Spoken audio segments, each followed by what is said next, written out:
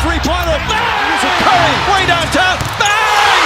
Bang! Oh, what a shot from Curry! Hey, what's going on, guys? So today we're going to be breaking down the Western Conference playing matches for round one. Playing playoffs. What in the playoffs, baby? So, let's go from the top to the bottom. We got the most irrelevant. Nah, I'm just kidding. There's going to be a good series, especially Nuggets versus Timberwolves. Yeah, this is probably the worst matchup. Them are the Lakers that the Nuggets could have got, just because I think they match up really well against them. They have great outside defenders like Torian Prince, Kyle Anderson, Anthony Edwards, and they have great centers to defend Jokic. And Jordan McDonald's is in there. I can't lie, bro. The Nuggets, I would have told the Nuggets to watch out. I'm still telling them to watch out a little bit. You can't count out this team. Look, I know Rudy Gobert and Jokic. I can't even remember the last time they guarded each other. Nah, I know Jokic's route like police on. Nah, I don't think he's gonna stop him. But at the end of the day, it is a big body, and Jokic has to deal with a little bit at least. But if the Nuggets are serious about winning a championship, this is a series you got to take care of. Yeah, absolutely. So I'm gonna give them the benefit of the doubt. I'm gonna give Jokic respect. I'm gonna say Nuggets in 5. Especially as this team has been all over the place all year. I would say the Timberwolves, and I think the Nuggets haven't been able to take care of business all year as well. But the Timberwolves, I wouldn't be surprised if they were to push maybe to 6. But I'm gonna go with Nuggets. I'd actually say in 6. I do think they have they match up great against the Nuggets. So I'll definitely have to. I'll still say the Nuggets, obviously. Of course. Nuggets in 6. Then we got the Suns versus the Clippers. The Clippers have Paul George. This will definitely be one of the best series out of the whole first round. And it's still going to be a solid series. At the end of the day, you got Kawhi Leonard, you got Russell Westbrook in there. It's going to be fun to watch them. But the Suns are the superior team. Yeah. Without Paul George, I don't know how they're going to be able to stop KD. The only thing I would say is maybe depth, but obviously in the playoffs that doesn't matter that much. I would say we need the Clippers, if they even want a chance of winning this, they need a great performance from Norman Powell, Russell Westbrook, and Aaron Gordon. Nice. Shut up, man. So I think especially Norman Powell. Norman Powell's probably been one of the best scorers. Maybe for Booger, his defense on Booger, especially like when Kawhi needs to take a break. Are they gonna start Kawhi straight up on Booger and then Nicholas Batum on Kevin Durant? How do you think the matches are gonna be? Yeah, I'm gonna have to agree with that. I don't think Kawhi can necessarily stop KD, and if he was trying to, I think it would be too much on him. I would say I think he should go one of them in the fourth quarter. I don't know if he should necessarily start on one of them. No, maybe you can put him on Booger. On who? On Booger. No, I think he's gonna start on Booger. Yeah. But I would say maybe put like an Aaron Gordon on Booger. That's crazy, bro. Or Terrence Mann starting a Terrence Mann. Then Booger's cooking Aaron Of course, but the thing is that you can't waste Kawhi. Exactly, put him on Powell.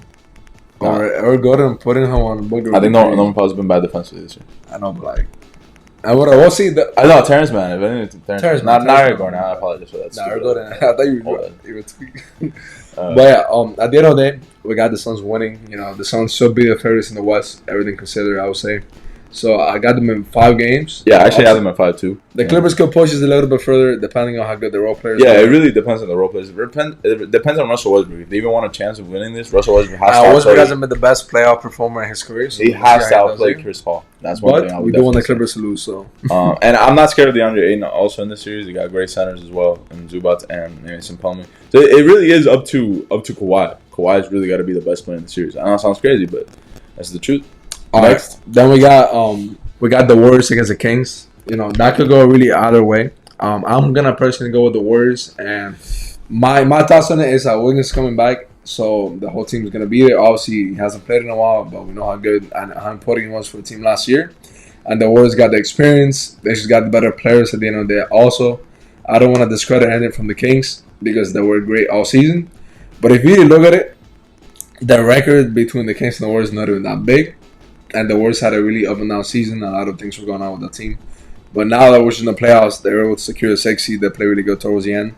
I'm going to go with the people that I've been trusting for the past 7 years, 10 years at this point. I'm going to go with the Warriors in 6 games. Kings in 7.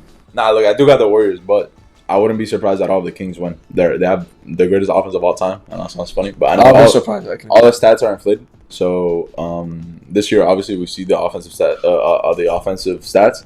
But I would say, look, their offense has been incredible. What's funny? They haven't been. Their defense has actually been really good on the road. Hasn't been that good at home. I don't know what that has to say, but I think you also have Mike Brown there, right? Mike Brown's an assistant for the Warriors last year. That's that's important to remember.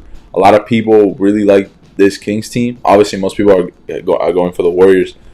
Just because of the experience. Just because of the experience. But this series is going to tell you what's more important. experience or regular season. Now, I'm gonna say this about the Kings, and this is no disrespect at all, but the reason that the Kings have been so good all season long is because they've actually dealt with the least amount of injuries out of every team in the NBA. I don't know if you guys know, but the Kings have literally been together and whole the entire season.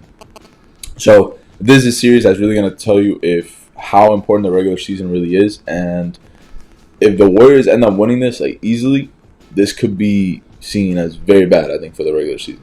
Just to show you like how not important it is, because the Warriors haven't been whole at all this season. Because Curry has missed a lot, Wiggins has missed a lot. But I would say that's how it has already been seen. We have seen teams like the Hawks, the Raptors, the Jazz in past years be number one seed, and people look at them like completely disrespectful. But I would say with this though, I think the Kings have been significantly better than them all. The thing is that I was looking at the records right now, and the Kings only have 4 more wins. Yeah, but if you really look at that, was more towards the end of the year. I know, I got what you're saying. I get what you're saying. But even then, it's not even that big of a I got you.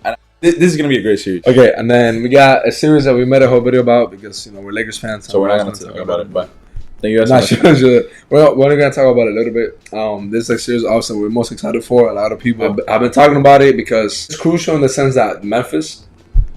And Memphis wins the series, then I would say that people gotta start taking them seriously because they have been the number 2 seed the whole year, like by far, even with everything that's been going on with that team. And they're a talented team. Ale was saying that if they had their full roster with like Steven Adams, Brandon Clark, and they could actually be considered. Yeah, this is the team that I was most scared about in the playoffs for the Lakers to face, especially if they were healthy. I think they posed the worst matchup just because they have bodies for Anthony Davis, with Brandon Clark, Jaren Jackson Jr., and obviously Steven Adams, and Xavier Tillman has had a really, really solid season. So it's a lot of things, but obviously they don't have that anymore. So I think what I said in the video, I think what the Lakers got to do is they got to target Jaren Jackson Jr., get him out the game. They got to start Xavier Tillman. We're telling me they will. And it's funny because these two teams play really similarly. So it's whoever wins that. I think one of the most important things they're going to have to do is try to not let Ja get into the paint. And I don't know how they're going to be able to do that. They don't necessarily have the best players to do that.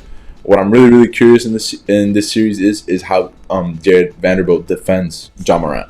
On the Grizzlies side, they got to contain Anthony Davis. They got to make sure that Jaren Jackson Jr. doesn't get into foul trouble. They have to help him out as a team. They got to keep him engaged without fouling, and it's going to be really hard for him. But if he's playing, bro, I mean, one of the best defenders in the NBA, so of course you're going to want that, especially in the fourth quarter. Another thing that I want to say is that because, I feel like Alex, I was the one that most analytical. I just be talking about the stories and stuff like that. If the Lakers win the series, then I think everybody around the NBA should start taking them seriously. Obviously, we believe in them. I would think they're a contender. Being unbiased, I would say the number 2 scary team in the West, next to the Suns, because you got to give the Suns some respect. But if the Lakers win, I hope that everybody finally stops disrespecting them and thinks of them as real contenders because I'm curious who's going to guard LeBron other than Dillon Brooks. Because I don't think Dillon Brooks is going to play 45 minutes. Of course. You know what I'm saying? So I am curious how they're going to do that. I'm also curious about D'Angelo Russell. I want to know what role he's going to have in this team. It's definitely not as a defender.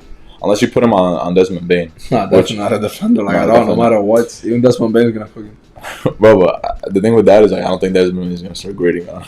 Just like, start handling the ball. Nah, of course. But I think if you more like on offense. Okay, what I said about D'Angelo Russell, I want to know if he's going to be a role player or if he's going to... distance himself from like the other players on the team. What I said in our video that we made, the separate one, I think if D'Angelo Russell can become a great scorer and can put a lot of pressure on Ja Morant to defend him to actually like make him run around the court, make him actually guard and tire Ja Morant out. I think if he's able to do that, then he's gonna be super valuable. But if he's out there just in the corner doing nothing, and I'm not going to lie, he's unplayable. Because then a shooter, he's going to make Ja run around. He's going to make Ja get into the paint. And he's got to get into Ja. He's going to pick up Ja at 94 feet. So then a shooter's probably going to end up being more valuable in this series than D'Angelo Russell. So I'm very curious about him. But that's that being said, we got the Lakers in 6. And that's Lakers in 4. But thank you guys so much for watching. I hope you guys enjoyed. Give us your predictions down below. And peace out.